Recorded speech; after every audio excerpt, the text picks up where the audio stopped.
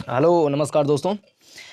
इस वीडियो में हम देखेंगे अपवाह तंत्र में अगला टॉपिक क्या है। तो सिंधु नदी तंत्र हमने देख लिया था।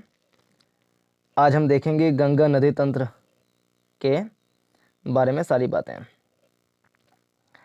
और दोनों जो वीडियो का लिंक है वो इस वाले वीडियो के डिस्क्रिप्शन बॉक्स में आपको मिल जाएगा। तो गंगा नदी तंत्र शुरू करते हैं। तो गंगा नदी तंत्र है ना, अपनी द्रोणी और सांस्कृतिक महत्व दोनों के दृष्टिकोणों से गंगा भारत की सबसे महत्वपूर्ण नदी है। भारत में 3 प्रकार की द्रोणियां पाई जाती हैं। एक मध्यम आकार की द्रोणी जिसका आकार 20,000 वर्ग किलोमीटर से ज़्यादा होता है, उसे कहते हैं वृहद आकार की द्रोणी। और 2,000 वर्ग किलोमीटर से लेकर के 20,000 वर्ग किलोमीटर के बीच में जो द्रोणियाँ होती हैं उन्हें कहा जाता है मध्यम आकार की द्रोणी। और 2,000 वर्ग किलोमीटर से कम की जो द्रोणियाँ हैं उसे कहा जाता है लघु आकार की द्रोणी। तो गंगा जो द्रोणी है ये एक बड़े आकार की द्रोणी माती है। भारत में बड़े आकार की द्रोणियों की संख्या है 14 है, तो उसमें से एक गंगा है। तो अपनी द्रोणी और सांस्कृतिक महत्व दोनों के दृष्टिकोणों से गंगा भारत की सबसे महत्वपूर्ण नदी है। यह नदी उत्तराखंड राज्य के उत्तरकाशी जिले में गोमुख के निकट गंगोत्री हिमनद से 3900 मीटर की ऊंचाई से निकलती है। वाह, कितना तगड़ा फैक्ट इसमें दे रखा है कि यह नदी गंगा नदी उत्तराखंड राज्य के उत्तरकाशी जिले में गोमुख के निकट गंगोत्री हिमनद से 3900 मीटर की ऊंचाई से निकलती है। तो गंगा नदी कहाँ से निकलती है? तो उत्तराखंड राज्य के उत्तरकाशी जिले में गोमुख के निकट गंगोत्री ग्लेशियर से 3900 मीटर की ऊंचाई पर से निकलती है। तो ये है उसका उद्गम क्षेत्र। यहाँ यह भागीरथी के नाम से जानी जाती है। ठीक है ना, शुरुआत में इसको भागीरथी कहा जाता है। यह मध्य व लघु हिमालय श्रेणियों को काट कर तंग महाखड्डों से होकर गुजरती है। एक है वृहद हिमालय, एक है लघु हिमालय, एक है शिवालिक। तो वही कह रहा है कि मध्य हिमालय व लघु हिमालय श्रेणियों को काट कर तंग महाखड्डों से होकर गुजरती है। देवप्रयाग में भागीरथी अलकनंदा से मिलती है। तो ध्यान रहे, अलकनंदा आ रही होती है, इस अलकनंदा में भागीरथी आकर के मिलती है। तो देवप्रयाग में भागीरथी अलकनंदा से मिलती है और इसके बाद गंगा कहलाती है। तो गंगा नदी कहाँ से बनती है? तो देवप्रयाग से बनती है। किन दो नदियों के मिलने से बनती है? तो भागीरथी नदी और अलकनंदा नदी, इन दोनों नदियों के मिलने से बनती है गंगा नदी। अलकनंदा नदी का स्रोत बद्रीनाथ के ऊपर सतोपथ हिमनद है। तो अलकनंदा आती है कहाँ से? सतोपथ ग्लेशियर से आती है, बद्रीनाथ से। तो अलकनंदा आती है बद्रीनाथ जिले से, सतोपथ हिमनद से आती है। ये अलकनंदा धौली और विष्णु गंगा धाराओं से मिलकर बनी है। तो धौली गंगा, विष्णु गंगा, ये दोनों धाराएं मिलती हैं तो बनता है अलकनंदा। तो धौली गंगा, विष्णु गंगा दोनों मिलती हैं बद्रीनाथ में तो कहलाती है अलकनंदा। अलकनंदा भागीरथी दोनों मिलती है देवप्रयाग में तो कहलाती है गंगा। तो ये अलकनंदा धौली और विष्णु गंगा धाराओं से मिलकर बनती है जो जोशी मठ या विष्णु प्रयाग में मिलती है। ठीक ना, धौली गंगा, विष्णु गंगा दोनों मिलती कहाँ पर? विष्णु प्रयाग में मिलती है या जोशी मठ में मिलती है तो कहलाती है क्या? अलकनंदा। अलकनंदा की अन्य सहायक नदी पिंडार है जो इससे कर्ण प्रयाग में मिलती है। तो अलकनंदा की अन्य सहायक नदी है पिंडार जो इससे कर्ण प्रयाग में मिलती है, जबकि मंदाकिनी या काली गंगा इससे रुद्र प्रयाग में मिलती है। गंगा नदी हरिद्वार में मैदान में प्रवेश करती है। यहाँ से यह पहले दक्षिण की ओर, फिर दक्षिण पूर्व की ओर, पहले दक्षिण जाती है फिर दक्षिण पूर्व की ओर, इसके बाद पूर्व की ओर बहती है। अंत में यह दक्षिण मुखी होकर दो जल वितरिकाओं धाराओं भागीरथी और पद्मा में विभाजित हो जाती हैं। इस नदी की लंबाई 2525 किलोमीटर है, 2525 किलोमीटर है। क्लास 9th में खाली 2500 दे रखा है, तो इसकी लंबाई है 2525 किलोमीटर। 2525। यह उत्तराखंड में, देखिए गंगा नदी जो 2525 किलोमीटर बहती है, तो कहाँ कहाँ कितना कितना बहती उसका लिस्ट यहाँ पे दे रखा है कि उत्तराखंड में 110 किलोमीटर, उत्तर प्रदेश में 1450 किलोमीटर, बिहार में 450 किलोमीटर, पश्चिम बंगाल में 520 किलोमीटर मार्ग तय करती है। इसी बहाने राज्य का नाम भी आ गया इसमें कि कहाँ कहाँ से गंगा नदी प्रवाहित होती है। तो उत्तराखंड, उत्तर प्रदेश, बिहार, पश्चिम बंगाल। उत्तराखंड में 110 किलोमीटर, उत्तर प्रदेश में 1450 किलोमीटर, बिहार में 445 किलोमीटर, पश्चिम बंगाल में 520 किलोमीटर मार्ग तय करती हैं। गंगा द्रोणी केवल भारत में लगभग 8.6 लाख वर्ग किलोमीटर की क्षेत्र में फैली हुई है। तो गंगा द्रोणी भारत में विस्तार इसका है 8.6 लाख वर्ग किलोमीटर में। सिंधु नदी का जो है वो है 11,65,000 वर्ग किलोमीटर इसकी द्रोणी है कुल मिलाकर के सिंधु नदी के, जिसमें से 3 लाख मतलब 3.25 लाख वर्ग किलोमीटर के आसपास भारत में सिंधु नदी की द्रोणी पड़ती है। लेकिन गंगा नदी की द्रोणी भारत में 8.6 लाख वर्ग किलोमीटर क्षेत्र में फैली हुई है। यह भारत का सबसे बड़ा अपवाह तंत्र है, जिससे उत्तर में हिमालय से निकलने वाली 12मासी व अनित्यवाही नदियां और दक्षिण में प्रायद्वीप से निकलने वाली अनित्यवाही नदियां शामिल हैं। सोन इसके दाहिने किनारे पर मिलने वाली प्रमुख सहायक नदी है। मतलब गंगा नदी जा रही है इस ओर, तो इसका दायां तट ये हुआ, तो सोन नदी यहां पे आकर मिल जाती है इसके दाहिने तट से।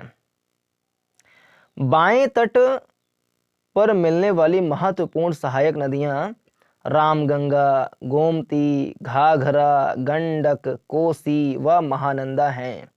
तो 1 2 3 4 5 6 6 नदियां, महत्वपूर्ण नदियां जो बाएं तट से गंगा में आकर के मिलती हैं। उनके नाम तो पहले रामगंगा से शुरू करें, तो रामगंगा, गोमती, घाघरा, गंडक, कोसी, महानंदा। रामगंगा, गोमती, घाघरा, गंडक, कोसी, महानंदा। रामगंगा, गोमती, घाघरा, गंडक, कोसी, महानंदा। तो रामगंगा, घाघरा, गंडक, कोसी व महानंदा। रामगंगा, गोमती, घाघरा, गंडक, कोसी, महानंदा। सागर द्वीप के निकट यह नदी अंततः बंगाल की खाड़ी में मिलती है, जा मिलती है। क्या आप जानते हैं, इसको पढ़ लें, क्या आप जानते हैं? नमामि गंगे परियोजना एक एकीकृत संरक्षण मिशन है, जिसे जून 2014 में केंद्र सरकार द्वारा प्रमुख कार्यक्रम के रूप में अनुमोदित किया गया। इसमें राष्ट्रीय नदी गंगा से संबंधित 2 उद्देश्य हैं: प्रदूषण के प्रभाव को कम करना तथा उसके संरक्षण और कायाकल्प को पूरा करना। नमामि गंगे कार्यक्रम के मुख्य स्तंभ क्या क्या हैं?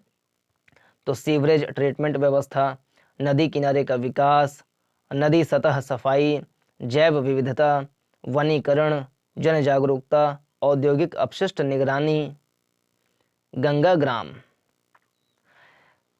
अब आगे, यमुना गंगा की सबसे पश्चिमी और सबसे लंबी सहायक नदी है। ऐसे ही चेनाब जो है, चेनाब नदी, वो सिंधु की सबसे लंबी सहायक नदी है। और इसी प्रकार से यमुना जो है वो गंगा की सबसे पश्चिमी और सबसे लंबी सहायक नदी है। सबसे पश्चिमी मीन्स कि सबसे पश्चिम में वही आकर के मिलती है, जो हिमालय में बंदरपुच्छ श्रेणी की पश्चिमी ढाल पर 6316 मीटर ऊंचाई पर स्थित है ना।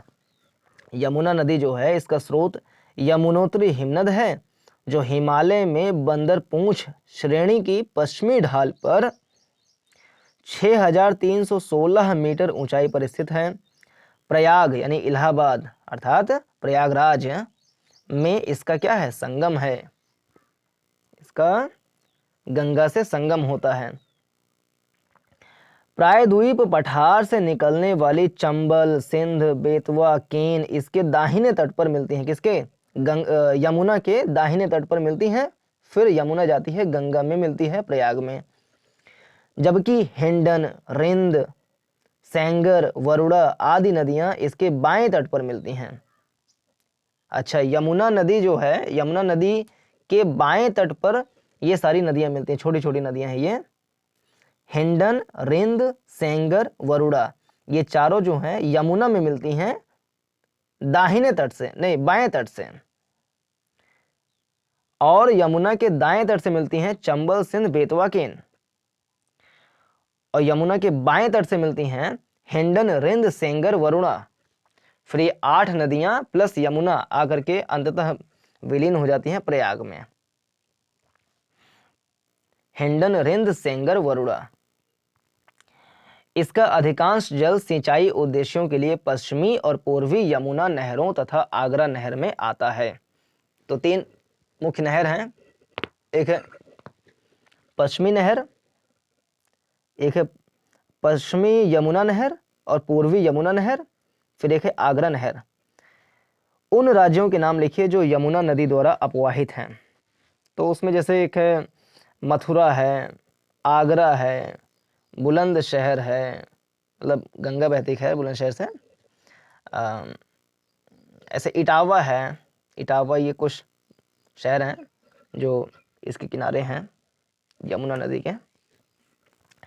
चंबल नदी जो कि यमुना नदी की एक सहायक नदी है, यमुना नदी के दाएं तट पर आकर के चंबल नदी मिलती है। तो चंबल नदी मध्य प्रदेश के मालवा पठार में महू के निकट निकलती है और उत्तरमुखी होकर एक महाखड्ड से बहती हुई राजस्थान में कोटा पहुंचती है, जहां इस पर गांधी सागर बांध बनाया गया है। कोटा से यह बूंदी, सवाई माधोपुर, धौलपुर होती हुई यमुना नदी में मिल जाती है। चंबल अपनी उत्खात भूमि वाली भू आकृति के लिए प्रसिद्ध है, जिसे चंबल खड्ड यानी रेवाइन कहा जाता है। गंडक नदी 2 धाराओं काली गंडक, त्रिशूल गंगा के मिलने से बनती है। तो गंडक नदी जो कि गंगा की एक सहायक नदी है, उसके बारे में बता रहा है कि गंडक नदी 2 धाराओं काली गंडक और त्रिशूल गंगा के मिलने से बनती है। यह नेपाल हिमालय में धौलागिरी व माउंट एवरेस्ट के बीच निकलती है और मध्य नेपाल को अपवाहित करती है। बिहार के चंपारण जिले में यह गंगा मैदान में प्रवेश करती है और पटना के निकट सोनपुर में गंगा नदी में जा मिलती है। तो गंडक नदी के बारे में ये इतनी बातें हैं कि गंडक नदी 2 धाराओं काली गंडक, त्रिशूल गंगा के मिलने से बनती है। यह नेपाल हिमालय में धौलागिरी व माउंट एवरेस्ट के बीच निकलती है और मध्य नेपाल को अपवाहित करती है। बिहार के चंपारण जिले में यह गंगा मैदान में प्रवेश करती है और पटना के निकट सोनपुर में गंगा नदी में जा मिलती है। तो गंगा नदी सोनपुर में जाकर मिलती है, गंगा नदी के बाएं तट पर। फिर घाघरा के बारे में एक पैराग्राफ में दिया हुआ है। घाघरा नदी माप चाचुंगो, घाघरा नदी माप चाचुंगो हिमनद से निकलती है तथा तिला, सेती व बेरी नामक सहायक नदियों का जल ग्रहण करने के उपरांत यह शीशा पानी में एक गहरे महाखड्ड का निर्माण करते हुए पर्वत से बाहर निकलती है। शारदा नदी काली या काली गंगा इससे मैदान में मिलती है और अंततः छपरा में यह गंगा नदी में विलीन हो जाती है। तो घाघरा नदी जो है छपरा में आकर के गंगा में मिल जाती है। गंडक जो है वो आके मिलती है कहाँ पे? सोनपुर में। और सोनपुर में बहुत बड़ा पशु मेला लगता है। कोसी एक पूर्ववर्ती नदी है, यानी प्रेसिडेंट ऐसे करके कहते हैं इंग्लिश में, वो नदी है। माने हिमालय के बनने से पहले जो नदियां अपवाहित होती थी उसे कहा जाता है पूर्ववर्ती नदी। तो कोसी एक पूर्ववर्ती नदी है जिसका स्रोत तिब्बत में माउंट एवरेस्ट के उत्तर में है जहाँ से इसकी मुख्य धारा अरुण निकलती है। नेपाल में मध्य हिमालय को पार करने के बाद इसमें पश्चिम से सोन कोसी और पूर्व से तमुर कोसी मिलती है। अरुण नदी से मिलकर यह सप्तकोसी बनती है। फिर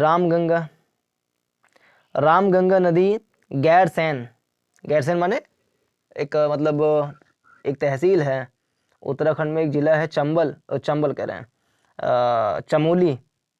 तो चमोली जो जिला है उसी में एक तहसील पड़ता है जिसको कहा जाता है गैरसैंण। तो रामगंगा गैरसैंण के निकट गढ़वाल की पहाड़ियों से निकलने वाली अपेक्षाकृत छोटी नदी है। शिवालिक को पार करने के बाद यह अपना मार्ग दक्षिण पश्चिम दिशा की ओर बनाती है और उत्तर प्रदेश में नजीबाबाद के निकट मैदान में प्रवेश करती है। अंत में कन्नौज के निकट यह गंगा नदी में मिल जाती है। कन्नौज में मिलती है रामगंगा। छोटा नागपुर पठार के पूर्वी किनारे पर दामोदर नदी बहती है और भ्रंश घाटी से होती हुई हुगली नदी में गिरती है। बराकर इसकी एक मुख्य सहायक नदी है। कभी बंगाल का शोक सौरो ऑफ बंगाल कहा जाने वाली इस नदी को दामोदर घाटी कॉरपोरेशन नामक एक बहुउद्देशीय परियोजना ने वश में कर लिया है। यानी कि दामोदर नदी को कहा जाता था सौरो ऑफ बंगाल, लेकिन एक दामोदर घाटी कॉरपोरेशन बनाया गया था आज़ादी के बाद ही। तो दामोदर नदी परियोजना बनाया गया जिसके द्वारा बाढ़ नियंत्रण किया गया। बहुत सारे बांध बनाए गए जिससे यहाँ पे बाढ़ का पानी जो है वो कहर नहीं मचाता है। शारदा या सरयू नदी का उद्गम नेपाल हिमालय में मिलाम हिमनद में है, जहाँ इसे गौरी गंगा के नाम से जाना जाता है। यह भारत नेपाल सीमा के साथ बहती हुई, जहाँ इसे काली या चाइक कहा जाता है, घाघरा नदी में मिल जाती है। गंगा नदी की एक अन्य महत्वपूर्ण सहायक नदी महानंदा है जो दार्जिलिंग पहाड़ियों से निकलती है। यह नदी पश्चिमी बंगाल में गंगा के बाएं तट पर मिलने वाली अंतिम सहायक नदी है। तो बाएं तट पर गंगा से मिलने वाली अंतिम सहायक नदी है महानंदा। गंगा के दक्षिण तट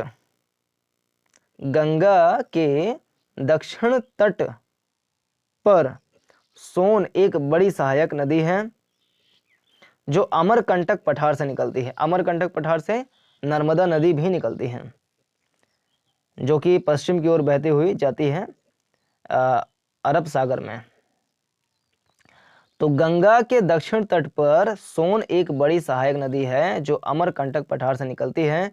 पठार के उत्तरी किनारे पर जलप्रपातों की श्रृंखला बनाती हुई यह नदी पटना से पश्चिम में आरा के पास गंगा नदी में विलीन हो जाती है। तो यह है गंगा नदी तंत्र। अब देख लें ब्रह्मपुत्र नदी तंत्र। विश्व की सबसे बड़ी नदियों में से एक ब्रह्मपुत्र का उद्गम कैलाश पर्वत श्रेणी में मानसरोवर झील के निकट चेमायुंगडुंग हिमनद में है। यहाँ से यह पूर्व दिशा में अनुदैर्ध्य रूप में बहती हुई दक्षिणी तिब्बत के शुष्क व समतल मैदान में लगभग 1200 किलोमीटर की दूरी तय करती है, जहाँ इसे सांगपो के नाम से जाना जाता है, जिसका अर्थ है शोधक। तिब्बत के रागो सांगपो इसके दाहिने तट पर एक प्रमुख सहायक नदी है।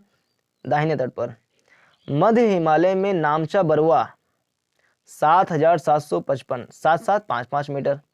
तो नामचा बरुआ एक चोटी है जिसका ऊंचाई है 7755 मीटर जो कि तिब्बत में पड़ता है। तो मध्य हिमालय में नामचा बरुआ 7755 मीटर ऊंचाई के निकट एक गहरे महाखंड का निर्माण करती हुई यह एक प्रक्षुब्ध व तेज बहाव वाली नदी के रूप में बाहर निकलती है। हिमालय के गिरिपद में यह सिशंग या दिशंग के नाम से निकलती है। अच्छा, अरुणाचल प्रदेश में सादिया कस्बे के पश्चिम में यह नदी भारत में प्रवेश करती है। दक्षिण पश्चिम दिशा में दक्षिण पश्चिम मीन्स क्या? दक्षिण पश्चिम मीन्स इस दिशा में, ऐसे, यह दक्षिण पश्चिम दिशा। तो दक्षिण पश्चिम दिशा में बहते हुए इसके बाएं तट पर इसकी प्रमुख सहायक नदी दिबांग या सिकांग कहा जाता है, और लोहित। तो दिबांग कहें या सिकांग कहें, और लोहित नदी आकर मिलती है इसके दाहिने, इसके बाएं तट पर। और इसके बाद यह नदी ब्रह्मपुत्र के नाम से जानी जाती है। असम घाटी में अपने 750 किलोमीटर की यात्रा में ब्रह्मपुत्र में असंख्य सहायक नदियां आकर मिलती हैं। इसके बाएं तट की प्रमुख सहायक नदियां, बाएं तट की प्रमुख सहायक नदियां हैं बूढ़ी, दिहिंग और धनसरी दक्षिण। जबकि दाएं तट पर मिलने वाली महत्वपूर्ण सहायक नदियों में सुबनसिरी, कामेग, मानस व संकोश हैं। सुबनसिरी, जिसका उद्गम तिब्बत में है, एक पूर्ववर्ती नदी है। ब्रह्मपुत्र नदी बांग्लादेश में प्रवेश करती है और फिर दक्षिण दिशा में बहती है। बांग्लादेश में यह जमुना कहलाती है और तीस्ता नदी इसके दाहिने किनारे पर मिलती है। किसके? जमुना के। अंत में यह नदी पद्मा के साथ मिलकर बंगाल की खाड़ी में जा गिरती है। ब्रह्मपुत्र, अच्छा ध्यान रहे, अंत में यह नदी पद्मा के साथ मिलकर, पद्मा इसमें नहीं मिलती है, ये जाके पद्मा में मिलती है। ब्रह्मपुत्र नदी बाढ़, मार्ग परिवर्तन एवं तटीय अपरदन के लिए जानी जाती है। ऐसा इसलिए है क्योंकि इसकी अधिकतर सहायक नदियां बड़ी हैं और इनके जल ग्रहण क्षेत्रों में भारी वर्षा के कारण इनमें अत्यधिक अवसाद बहकर आ जाता है। अब प्रायद्वीपीय अपवाह तंत्र में उसका उद्विकास कैसे कैसे है, प्रायद्वीपीय नदी तंत्र में कौन कौन सी नदियां हैं, सारा कुछ इसको हम देखेंगे नेक्स्ट वीडियो में। तो प्रायद्वीपीय अपवाह तंत्र ये नेक्स्ट वीडियो टॉपिक है। तो इसमें इतना ही। पूरा देखने के लिए धन्यवाद। नमस्कार, जय हिंद।